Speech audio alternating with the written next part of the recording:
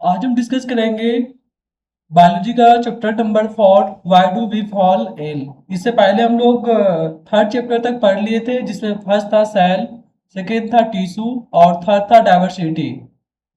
तो इसमें हम लोग स्टेप बाय स्टेप देखेंगे हेल्थ क्या है, कितने टाइप्स का डिजीज होते हैं, उसका क्या सिम्टॉम्स है, कैसे हम लोग उससे बच सकते हैं, वो सारा चीजें हम लोग आज देखेंगे। तो स्टार्ट करते हैं।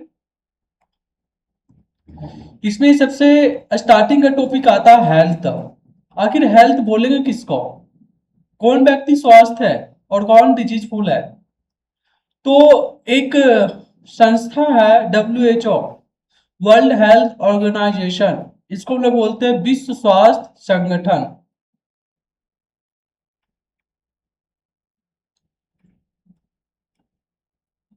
संगठन WHO के अनुसार जो हेल्थ है उसका डिफाइन करता है, अर्थात उसको डिस्क्राइब करता है कि हेल्थ वही हेल्थ का मतलब ये नहीं कि फिजिकल मेंटल सोशल वेलबीइंग नहीं। हेल्थ का मतलब ये नहीं कि सिर्फ वो डिजीज मुक्त है, अर्थात उसके पास कोई डिजीज नहीं है, इसका मतलब ये नहीं हुआ। Health is a state of complete physically fit होना चाहिए, मेंटली फिट हो और सोशल वेलबींग हो, and not only the absence of the disease और द इन्फर्मिटी। अर्थात केवल डिजीज फ्री होने से उसे हम लोग हेल्थ नहीं बोलेंगे, उसे स्वास्थ्य नहीं बोलेंगे हम, जब तक ना वो फिजिकल मेंटल और सोशल वेलबीइंग होगा। ठीक है, आगे की समझ में। तो health is the state of complete physical mental and social wellbeing and not only the absence of disease और इन्फ्लुएंजा। ठीक है, बेसिक कंडीशन है हेल्थ का, गुड हेल्थ का। गुड हेल्थ तभी होगा जब बैलेंस डाइट करोगे, पर्सनल हाइजीन, क्लीन सराउंडिंग, चारों क्लीन रखेंगे, क्लीन एयर, एक्सरसाइज, रिलैक्सेशन, ये सारा कुछ कुछ बेसिक कंडीशन है। बैलेंस डाइट किससे बोलेंगे हम लोग? जिसमें ऑल न्यूट्रिशन रिक्वायर्ड होगी। तो एग्जाम्पल के लिए protein, carbohydrate, fats, vitamin, minerals, ये सारे यदि हमारे फूड में है तो उसे बोलेंगे बैलेंस डाइट बोलेंगे। डिफिशियंसी सिंड्रोम क्या होता है? जब हम लोग भोजन करते हैं या फिर जो डाइट करते हैं, यदि उसमें जो हमारे बॉडी को रिक्वायर्ड न्यूट्रिशन है, यदि वो लैक करेगी, तब उसे हम लोग बोलेंगे डिफिशियंसी सिंड्रोम। अर्थात when our diet lack one or more these nutrients, है ना, अर्थात जो पोषक तत्व मिलना चाहिए हमें नहीं मिल पाएगी, तो जो उसके कारण जो डिजीज होगा उसे हम लोग बोलेंगे डिफिशियंसी डिजीज। तो एग्जाम्पल के लिए अनीमिया, ये due to lack of minerals, iron minerals, iron की कमी जब बॉडी में होगी तो निमोनिया हो जाती है। ये था बैलेंस डाइट। अनबैलेंस डाइट क्या है? वही लैक ऑफ न्यूट्रिशन, उसे हम लोग बोलेंगे अनबैलेंस डाइट। अनबैलेंस डाइट यानी लैक ऑफ न्यूट्रिशन। ठीक है, इसके बाद पर्सनल हाइजीन। सबसे बड़ा ये भी मैटर करता है कि पर्सनल हाइजीन मीन स्वच्छता। One should always take care personal hygiene to stay healthy. यदि हमें स्वस्थ रहना है तो हमेशा क्या पर्सनल हाइजीन को अपनाना होगा। Not brushing teeth regularly can the cause a pyorrhoea. तो एग्जाम्पल के लिए यदि हम पर डेली ब्रश नहीं करते हैं तो समटाइम्स क्या होगा, हमें पायरिया डिजीज हो जाएगी। अर्थात हमें पर्सनल हाइजीन अपनाना ही होगा। प्रत्येक दिन साफ सुथरा रहेंगे, स्नान करेंगे, ब्रशिंग, तो बोल सकते हैं पर्सनल हाइजीन।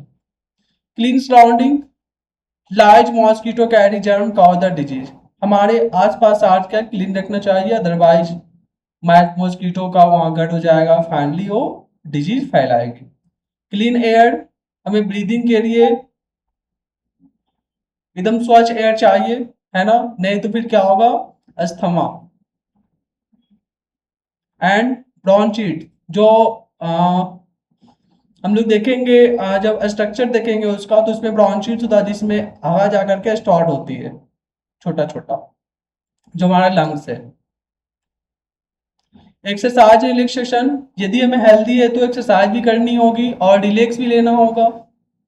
जॉगिंग, बाइसाइक्लिंग करो, yoga, aerobics, sports according, one as health important for physical mental, है ना। अपने हेल्थ के अनुसार स्पोर्ट्स करो, फिजिकल और मेंटल स्वस्थ हो। इसके बाद हम लोग देखेंगे डिजीज के बारे में। डिजीज, डिजीज हम तभी बोलेंगे जब हमारा बॉडी क्या है, एबनॉर्मल कंडीशन में चला जाए, अर्थात प्रॉपर तरीका से फंक्शन ना करे तो हम लोग बोलेंगे डिजीज, है ना। डिजीज क्या है, एबनॉर्मल कंडीशन हमारे बॉडी का, of the body which does not leave the body function properly, और यहाँ पे हमारी बॉडी जो है प्रॉपर फंक्शन नहीं करेगी। तो सोर्स ऑफ डिजीज क्या है, डिजीज का सोर्स क्या है, कैसे फैलता है ये, कहाँ से, इसका मेन सोर्स क्या है। इसका दो सोर्स, इसका दो फैक्टर यहाँ देखने को मिलता है, इंटरनल फैक्टर और external factor. Internal factor means हुआ क्या, जो भी डिजीज होगा हमारे इनसाइड द बॉडी होगी, और एक्सटर्नल फैक्टर हमारे बॉडी के आउटसाइड, है ना। इंटरनल फैक्टर में क्या हो जाएगी, the factor the exist human body का विद इन, अंदर बोलेंगे इंटरनल फैक्टर। फॉर एग्जांपल के लिए इम्प्रॉपर तरीके से improper functioning part of such as heart, kidney, liver, तो बोलेंगे इंटरनल फैक्टर। एक्सटर्नल फैक्टर में क्या हो जाएगा, outside human body, outside. For example bacteria virus attack कर देगा हमारे बॉडी पे, virus, bacteria, fungi, protozoa, burn. Internal factor, cardiac failure, kidney failure, cataract, ये सब क्या हो जाएगा, इंटरनल फैक्टर। एक्सटर्नल में मैमेलिया हो जाएगी, मलेरिया, एड्स, कोलेरा, निमोनिया, ये सारे क्या हो जाएंगे, एक्सटर्नल फैक्टर। ठीक है। अब टाइप्स ऑफ डिजीज की बात करें तो यहाँ पे डिजीज जो देखेंगे हम, दो टाइप का डिजीज देखेंगे, एक होगा एक्वायर्ड, एक होगा इनहेरिटेड। एक होगा एक्वायर्ड डिजीज, एक होगा इनहेरिटेड डिजीज। एक्वायर्ड डिजीज भी दो टाइप का होगा, इन्फेक्शन और नॉन इन्फेक्शन डिजीज। अर्थात इन्फेक्शन को बोलेंगे कम्युनिकेबल डिजीज और नॉन कम्युनिकेबल डिजीज। अब जो इन्फेक्शन डिजीज है अर्थात कम्युनिकेबल डिजीज को हम लोग दो भाग में डिवाइड करते हैं, कॉन्टाजियस और नॉन कॉन्टाजियस। ठीक है, तो हम लोग सारे को डिस्कस करेंगे नीचे। Based on the cause disease, can the group infectious or communicable disease and non-communicable। हम लोग इसे दो भाग में डिवाइड कर रहे हैं, एक्वायर्ड ग्रुप को, नॉन इन्फेक्शियस और नॉन इन्फेक्शियस। तो यहाँ पे देख सकते हो इन्फेक्शियस और कम्युनिकेबल डिजीज और नॉन इन्फेक्शियल कम्युनिकेबल डिजीज के बारे में देखेंगे। कम्युनिकेबल डिजीज मतलब क्या होता है कि यदि किसी पर्सन को कोई डिजीज हुआ है तो यदि उसके संपर्क में अनदर पर्सन आता है तो क्या वो भी ग्रसित हो जाएगी। They are the cause by the attack of pathogens, pathogens के टॉर्म से, और ये होता है they cause by the factor other than living the pathogens. ठीक है, पैथोजेंस किसे बोलेंगे हम लोग, जो वाहक, एक तरह से जो बीमारी फैलाने वाले जो जर्म्स होते हैं उसे हम लोग बोलेंगे। ठीक है, तो यही हो जाएगा cause by the attack of pathogens. और इसमें क्या होगा, they are the cause by the factor other than living pathogens, pathogens के अलावा जो फैक्टर्स होंगे, फॉर एग्जांपल के नॉन कम्युनिकेबल डिजीज हो जाएगी इसमें। इसके लिए एक्सटर्नल फैक्टर मोस्टली होता है कम्युनिकेबल डिजीज के लिए, है ना।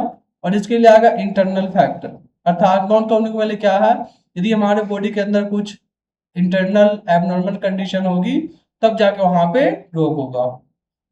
Can pass from the inherited person to the healthy person to the direct content air water air factor। और कम्युनिकेबल डिजीज में क्या होगा कि डायरेक्टली क्या होगा, एक जो पर्सन इन्फेक्टेड होगा उससे अनदर पर्सन जो हेल्दी है उसमें डायरेक्ट कॉन्टेक्ट ऑफ एयर, यदि एयर वहां पे आसपास है, यदि वो पर्सन है वहां पे तो एयर के थ्रू इन्फेक्टेड हो जाएगी। यदि वाटर है, वाटर तो यदि एक साथ पीना, खाना, फैक्टर्स, ये सारे क्या है उससे ग्रसित हो जाएगा। बट नॉन कम्युनिकेबल में ऐसा कुछ नहीं है ना। इसमें सिर्फ इंटरनल फैक्टर डिपेंड होगा, फैलेगा नहीं एक पर्सन दूसरे पर्सन। कम्युनिकेबल में आ जाएगा फॉर एग्जाम्पल के लिए called, cholera, tuberculosis, TB, pneumonia, malaria, chicken pox, ये सारे क्या है कम्युनिकेबल डिजीज। नॉन कम्युनिकेबल में जाएगी डायबिटीज, हाइपरटेंशन, गॉइड्स। हाइपरटेंशन दो टाइप का हो जाएगा, एक होता है हाइपरटेंशन, एक होता है hypotenuse. Hypertension means blood pressure high हो जाती है, और एक होता है हाइपोटेनस में ब्लड प्रेशर लो हो जाती है। एक और होता है हाइपोटेनस, टेनस। ठीक है, इसके बाद हम लोग पढ़ेंगे कॉन्गेनिशियल और एक्वायर्ड डिजीज।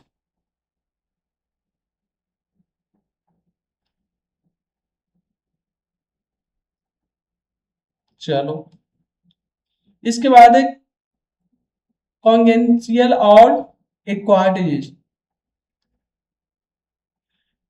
ये प्रेजेंट होता है birth and genetic. Acquired disease में क्या है कि develop after birth can be the classified communicable और कम्युनिकेबल। जो कॉन्गेन कॉन्गेनिटल डीज में क्या है कि जब बच्चे का जन्म से पहले क्या होगा, डीज इसमें प्रेजेंट होगा। और एक्वायर्ड में क्या है, आफ्टर बर्थ के बाद वो क्या होगा, उसमें डिजीज आएगी। They are the permanent and not easily the curable. और ये जो कॉन्गेनिशियल डिजीज होता है क्या है, ये परमानेंट होती है, इसे इजिली हमें हटाना संभव नहीं है, क्योंकि बच्चे का जन्म से पहले से ही उसमें रॉग है, डिजीज है। और एक्वायर्ड डिजीज को हम लोग हटा सकते हैं, क्योर कर सकते हैं। कॉन्गेनिशियल डिजीज का है example cleft leaf, down syndrome. Down syndrome क्या होता है कि जो बच्चे होते हैं उसका कोई पार्ट्स बड़ा हो जाता है, कोई पार्ट्स ऐसा जो छोटा हो जाता है, किसी का सिर छोटा हो जाता है, किसी का सिर बड़ा हो जाता है, तो वो सिंड्रोम के अंतर्गत आता है। एक्वायर्ड डिजीज का कॉल्ड, कोलरा, चिकन पॉक्स, ये सारा आ जाएगा।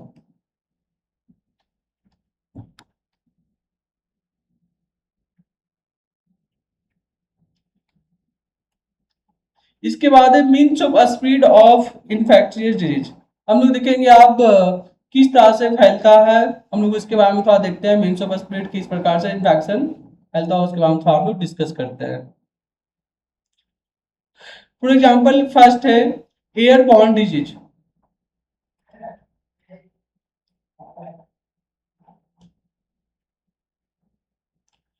एयरबॉर्न डिजीज, इसमें लोग देखेंगे क्या disease that are spread through the microbes in air. इसमें क्या होता है, एयर्स के द्वारा फैलता है। छोटे छोटे जो माइक्रोब्स होते हैं बैक्टीरिया वायरस का, वो सारा क्या एयर के द्वारा फैल करके जो हेल्दी पर्सन है उसको अट्रैक्ट करता है। Microbes occur through the little droplets carved out of the infected person who the sneeze कफ। और जब इन्फेक्टेड पर्सन होता है, जब स्नीज करता है, कफ करता है, तो उससे क्या होता है, जो ड्रॉपलेट छोटे छोटे बाहर एयर के साथ कंबाइन हो जाती है, और जो हेल्दी पर्सन है वहां पे जाकर अट्रैक्ट हो जाती है।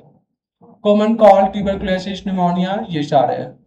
फिर सेकेंड है वाटर बॉर्न डिजीज, जो वाटर के द्वारा फैलती है, spread through the water. For example के लिए कोलेरा है, एमोइसिस है, get the mix drinking water के थ्रू क्या होता है, मिक्स हो जाती है, और फिर वो जो हेल्दी पर्सन यदि वो ड्रिंक करता है तो उसे भी हो जाती है। इसके बाद थर्ड है sexually transmit disease. Sexually transmitted disease, जब सेक्सुअली में क्या हो जाएगा, जब एक पर्सन दूसरे पर्सन से मिलता है तो वहां पे क्या, और उसके कारण यदि कोई एक हेल्दी पर्सन है और एक अनहेल्दी पर्सन है तो वहां पे क्या होगा, ये डिजीज देखने को मिल सकता है। और ये सेक्सुअल ट्रांसमिट सबसे डिजीज सिफिलिस होता है, एड्स और जिनोडा, गिनोडिया, इसको बोलते हैं गिनोडिया या जिनोडिया। ठीक है, ये सारे क्या ट्रांसमिट सेक्सुअली ट्रांसमिट डिजीज है। Transmit sexual contact from the one person to another person. इसके बाद है fomite borne disease, disease that the spread through the contact. Fomite for example door handle, कोई ऐसा है पर्सन जो पहले से इन्फेक्टेड है, वो घर का दरवाजा का हैंडल छुआ, या टैप्स, गारमेंट, यूटेंसिल, फिर वो जाकर वो हेल्दी पर्सन छूता तो वहां पे क्या होगा, माइक्रोस प्रेजेंट होगा और वो भी अफेक्टेड हो जाएगी। एग्जाम्पल के लिए malaria, typhoid, dengue spread through the vector mosquito files, ये सारा रैट के लिए। इसके बाद है सिम्टॉम्स एंड साइन। सिम्टॉम्स क्या है, लक्षण क्या होता है साइन ऑफ डिजीज, इसका क्या साइन है वो थोड़ा देखते डिफरेंस क्या है। सिम्टम्स मीन्स क्या हुआ, the indicate the presence of disease, अर्थात जिस प्रकार का डिजीज है उसका एबिलिटी दर्शाता है, अर्थात प्रेजेंस दिखाती है, इंडिकेट करती है। और साइन ऑफ डिजीज क्या है, they the provide information about the presence of particular disease. Sign means क्या होता है कि जो डिजीज से वो ग्रसित है, जिस डिजीज से इन्फेक्टेड है, उस डिजीज का क्या करेगा, इंफॉर्मेशन बताएगी। सिम्टॉम्स और सेकेंड क्या है, collective indication of the disease in on organ और particular evidence of the disease. Sign of disease में क्या है कि इसका पार्टिकुलर एविडेंस होता है, यानी किस टाइप का डिजीज है साइन में आ जाएगी। और सिम्टोम्स ऑफ डिजीज क्या है, collective indication of disease in organ, यदि किसी ऑर्गन में है तो उसका सारा कोलेक्ट करेगा, क्या इंडिकेट कर रहा है, वहां से क्या सिम्टोम्स निकल रहे, किस तरह का फंक्शन है, वो सिम्टोम्स ऑफ डिजीज में आ जाएगा। इसके बाद है organ specific and tissue specific manifestations. हम लोग देखेंगे इसमें ऑर्गेनिक ऑर्गेन का स्पेसिफिक देखेंगे और टिश्यू का स्पेसिफिक देखेंगे, क्या है ऑर्गेन का स्पेसिफिक और टिश्यू का स्पेसिफिक, और इसका देखेंगे मैनिफेस्टेशन देखेंगे। The sign of symptoms of disease will depend on the tissue और ऑर्गेन। ये जो ऊपर हम पढ़े थे साइन और सिम्टॉम्स, ये दोनों डिपेंड करेंगे टिश्यू या फिर ऑर्गेन पे, जो ऊपर दिखा रहे थे ऑर्गेनिक स्पेसिफिक और tissue specific. With the microbe target, और ये करेगा माइक्रोब्स को टारगेट करेगा, अर्थात जो छोटे छोटे ड्रॉपलेट्स होंगे। If the microbes enter the nose, यदि हमारे नाक की सहायता से इंटर करता है, they the likely go to the lungs, कहाँ जाके पहुंचेगी, लंग्स के पास। If the microbes enter the mouth, फिर यदि माउथ के द्वारा पहुंचेगी तो पहुंचेगा get like the typhoid cause the bacteria, they can not to the liver and the virus cause the jaundice, और फिर वो लिवर को अफेक्ट करेगी, और ये भी हो सकता है क्या, जॉन्डिस होने की संभावना हो सकती है यदि माउथ के द्वारा गया। If the lungs target symptom will the cough breathes, यदि लंग्स को टारगेट करता है तो फिर क्या होगा, हमें कफ होगी, है ना, ब्रीथलेसनेस होगी, हमें सांस लेने में कठिनाइयां होगी। यदि लीवर को टारगेट करता है, लीवर को, तो हमें क्या, जॉन्डिस होगी, ऊपर ही बताए थे। यदि ब्रेन को टारगेट करता है तो क्या होगा, ऑब्जर्व हेडाची, वोमिटिंग आएगा, फर्स्ट अनकॉन्शियस कंडीशन फील करेंगे, ये इशारा था टिश्यू ऑर्गन में। इसके बाद है इन्फ्लामेशन, हम लोग देखेंगे क्या, इन्फ्लामेशन। इन्फ्लामेशन ये साफ पता चल रहा है क्या, यहाँ पे क्या होगा, ट्रांसमिट होगा। इट इज द प्रोसेस, एक प्रोसेस है जब active immune system sends many cell to the affected tissue kill for disease causing the microbes. Inflammation वो प्रोसेस होती है जहाँ पे यदि हमारे बॉडी के अंदर कोई इन्फेक्टेड माइक्रोब्स या फिर इन्फेक्टेड जो उसके बोल सकता है ये जो भी माइक्रोब्स होता है, ड्रॉपलेट्स होता है, यदि हमारे बॉडी के अंदर इंटर करता है तो हमारे बॉडी का जो इम्यूनिटी सिस्टम है, जिसे बोलते हैं हम लोग प्रतिरक्षा तंत्र बोलते हैं, वो क्या करेंगे, वो बहुत सारे सेल्स को वो एक्टिव करेंगे और फिर उसे फाइटिंग के लिए, जो इन्फेक्टेड आया है सेल उसको क्या करेगा, उससे आगे फाइटिंग करेगा और उसे मार गिराएगा। ठीक है, इट इज द वही प्रोसेस है जहां पे हम लोग देखते हैं क्या, कि एक्टिव इम्यून सिस्टम सेंड करता है मैनी सेल, बहुत सारे सेल्स को सेंड करता है किसके पास, जो अफेक्टेड टिश्यू है ना, किस लिए सेंड करता है, kill off the disease causing the microbes, जो उसका जो डिजीज है, जो डिजीज का जो माइक्रोब्स है उसे मारने के लिए। और ये अमाउंट में अपना इंक्रीज करता है float the bounded area rise the temperature, और फिर क्या होगा, आड़ी भी हो सकता है, फ्लोट ला करके अर्थात अपना अमाउंट बढ़ा दिया बहुत ज्यादा संख्या में, तो क्या होगा, इजीली उसे मार गिराएगा। इसलिए हमारे बॉडी का हमेशा इम्यूनिटी सिस्टम हाई होना चाहिए। इसके बाद है प्रिंसिपल ऑफ ट्रीटमेंट। ट्रीटमेंट का क्या प्रिंसिपल है तो देखते हैं। यहाँ पे दो टाइप का हम लोग देखेंगे इन्फेक्शन डिजीज का ट्रीटमेंट देखेंगे। पहला तो है to reduce the effect of disease, पहला क्या करता है, जो डिजीज है उसका अफेक्ट जो होने वाले है उसको कम करता है। सेकेंड है किल कॉज द डिजीज, जो डिजीज का जो माइक्रोब्स है उसको क्या करेगा, डायरेक्ट ये मार डालेगा। तो जो हमारे बॉडी का इम्यूनिटी सिस्टम है वो दो टाइप से क्या करेगा, उसको कंट्रोल करेगा। पहला क्या करेगा, जो उसका अफेक्ट हमारे बॉडी पे पड़ने वाली वो अफेक्ट को पहले रोकेगी, ये तो फर्स्ट टाइप हुआ। सेकेंड क्या है, जो उसका जितने भी उस अपने साथ सेना लेकर आया अर्थात माइक्रोब्स लेकर आया उसको क्या करेगा, मारने का प्रयास करेगा। ठीक है, तो to reduce the effect of the disease, तो इसमें देख रहे हैं क्या, द इफेक्ट ऑफ सिम्टॉम्स, जो उसका सिम्टॉम्स है डिजीज का, can be reduce talking the medication और sometime by the talking the bed rest. इस तरह से क्या करता है, उसका सिम्टॉम्स को रोकता है। सेकेंड है to kill the cause of the disease, क्या करेगा, उस जो उसका जो भी माइक्रोब्स होगा उसे मारेगा। Microbes are the mostly the cause of disease, क्योंकि हम लोग जानते हैं माइक्रोब्स ये जो डिजीज का कारण बनता है। Microbes are the different category, ये डिफरेंट कैटेगरीज का माइक्रोब्स हो सकता है, for example virus, bacteria, fungi, protozoa. All of these will have a particular biochemical life process, सबका एक अलग अलग बायोकेमिकल प्रोसेस होता है लाइफ का। These the microbes enter the our cell and use the our machinery for their life process. Antibody block their the biochemical pathway and save the cell of the body. इसमें क्या होता है कि जो भी माइक्रोब्स होते हैं अर्थात बैक्टीरिया, वायरस, फंगी, वो सारे क्या होता है हमारे बॉडी में इंटर करते हैं और जो हमारे बॉडी का जो एंटीजेन्स होता है, जो एंटीबायोटिक होता है उसे क्या करता है पूरी तरीका से ब्लॉक कर देता है और फाइनली वो अपना राज कर लेता है और इस प्रकार से हमारे बॉडी को इन्फेक्टेड करके एक डिजीजफुल पर्सन बना देता है। इसके बाद है, इस टॉपिक को देख लेते हैं, प्रिंसिपल्स ऑफ प्रिवेंशन, किस प्रकार से हम लोग बच सकते हैं। इसका तीन टाइप से तीन लिमिटेशन दिया है, approaches for the deal with the infection disease से बचने के लिए।